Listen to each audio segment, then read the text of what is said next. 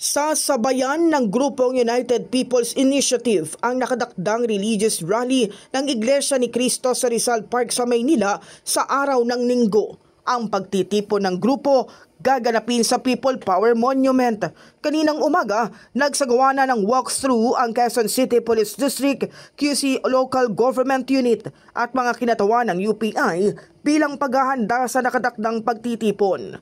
Ayon sa UPI, layunin ng kanilang magiging programa na manawagan ng katarungan at pananagutan laban sa umunoy mga korap na opisyal. Nanawagan po tayo ng katarungan at pananagutan, no, sa mga korap natin, ng mga opisyal. Hihiling din namin bilang sa UPI po at kung sino man po ang sasama sa amin, sumunod po tayo kung ano po yung itinalaga sa atin. No? I-discourage po namin dito ang maggugulo at ito po ay peaceful rally.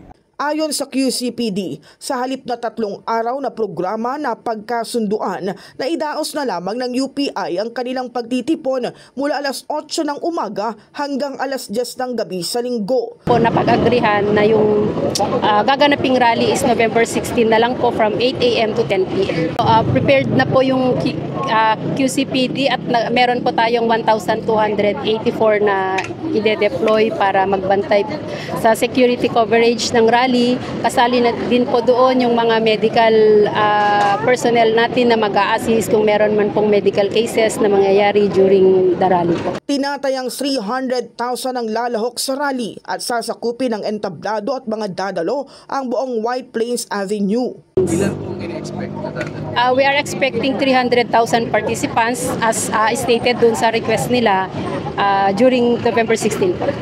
Sa kasalukuyan, wala pang namomonitor na banta sa seguridad ng QCPD at paiiralin din daw nila ang maximum tolerance. Wala naman po tayong na monitor pa, although may mga nakikita tayo sa social media na magkakaroon ng maraming dadagsain yung PPM.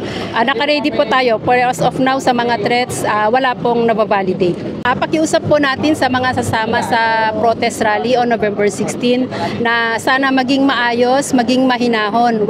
Wag na pong magdala ng mga gamit na ipinagbabawal para hindi po tayo makasira doon sa peaceful rally na intended na gaganapin.